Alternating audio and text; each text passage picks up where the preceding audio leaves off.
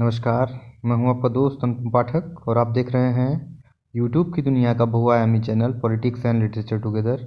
आज मैं एक मुद्दा लेकर के यहाँ पर प्रस्तुत हूँ जो बहुत ही महत्वपूर्ण है पंचायत चुनावों के लिहाज से। उत्तर प्रदेश में पंचायत चुनाव अभी कुछ दिन में होने जा रहे हैं। उसके लिए अभी तिथि तय नहीं हुई है, लेकिन इसको लेकर के तैयारियाँ तेज़ हो गई हैं।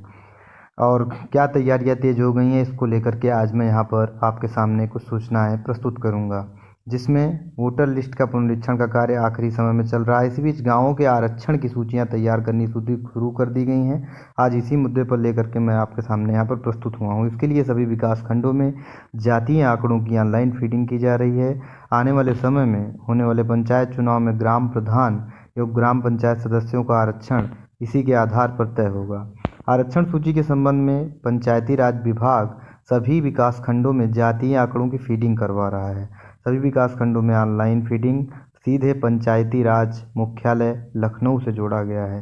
विकास खंडों से केवल डेटा भरवाया जाएगा और आरक्षण का फार्मूला निदेशक पंचायती राज कार्यालय से किया जाएगा। ये व्यवस्था पूरे प्रदेश में एक साथ लागू होगी। सूत्रों से मिली जानकारी के अनुसार डाटा की फीडिंग की जा रही है। ऐसी संभावना है कि इस बार ग्राम पंचायतों में आरक्षण की व्यवस्था ऑनलाइन होगी। राजस्व ग्रामों की जनसंख्या का आकलन होगा। पंचायत चुनाव को लेकर राजस्व ग्रामों की जनसंख्या का आकलन शुरू हो गया है और इसका वर्ष 2015 के निर्वाचन के समय क्या स्थिति थी और अब क्या है, इसको लेकर के पूरा आकलन किया जा रहा है। वहीं जिनमें सीमा विस्तार के कारण जो प्रभावित हुई ग्राम पंचायत हैं या जो राजस्व ग्राम हैं, उनकी क्या स्थिति है, इसका भी आकलन किया जा रहा है। इसके आधार पर ग्राम पंचायत में आरक्षण दिया जाएगा। अब आरक्षण का नियम क्या है, इसके बारे में अगर आप जानना चाहें तो आप जान सकते हैं। वर्ष 2015 के चुनाव के बाद इस बार अब चक्रानुक्रम का आरक्षण का यह दूसरा चरण होगा। चक्रानुक्रम आरक्षण का अर्थ ये है कि आज जो सीट जिस वर्ग के लिए आरक्षित है, वो अगले चुनाव में वह सीट उस वर्ग के लिए आरक्षित नहीं होगी। चक्रानुक्रम के आरक्षण के वरीयता क्रम में पहला नंबर आएगा एसटी महिला। एसटी की कुल आरक्षित सीटों में से 1/3 पद इस वर्ग की महिलाओं के लिए आरक्षित होंगे। फिर बाकी बची एसटी की सीटों में एसटी महिला या पुरुष दोनों के लिए सीटें आरक्षित होंगी। इसी तरह एससी के 21% आरक्षण में से 1/3 सीटें एससी महिला के लिए आरक्षित होंगी और फिर एससी महिला या पुरुष दोनों के लिए होगा। इसके बाद ओबीसी के 27% आरक्षण में 1/3 सीटें ओबीसी महिला के लिए तय होंगी। फिर ओबीसी के लिए आरक्षित बाकी सीटों में से ओबीसी महिला या पुरुष दोनों के लिए अनारक्षित होगा। अनारक्षित में भी पहली 1/3 सीट महिला के लिए होगी। आरक्षण तय करने का आधार ग्राम पंचायत सदस्य के लिए गांव की आबादी होती है।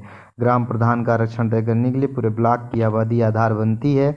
ब्लॉक में आरक्षण तय करने का आधार जिले की आबादी और जिला पंचायत में आरक्षण का आधार प्रदेश की आबादी बनती है। बता दें कि किसी एक विकास खंड में 100 ग्राम पंचायतें हैं, वहां 2015 के चुनाव में शुरू 27 ग्राम प्रधान पद पिछड़ा वर्ग के लिए आरक्षित किए गए थे। अब इस बार के पंचायत चुनाव में इन 27 के आगे वाली ग्राम पंचायतों की आबादी के अवरोही क्रम में प्रधान पद आरक्षित होंगे। इसी तरह अगर किसी एक विकास खंड में 100 ग्राम पंचायतें हैं और वहां 2015 के चुनाव में शुरू की 21 ग्राम पंचायतों के प्रधान पद के एससी के लिए आरक्षित हुए थे, तो अब इन 21 पदों से आगे वाली ग्राम पंचायतों के पद अवरोही क्रम में एससी के लिए आरक्षित होंगे।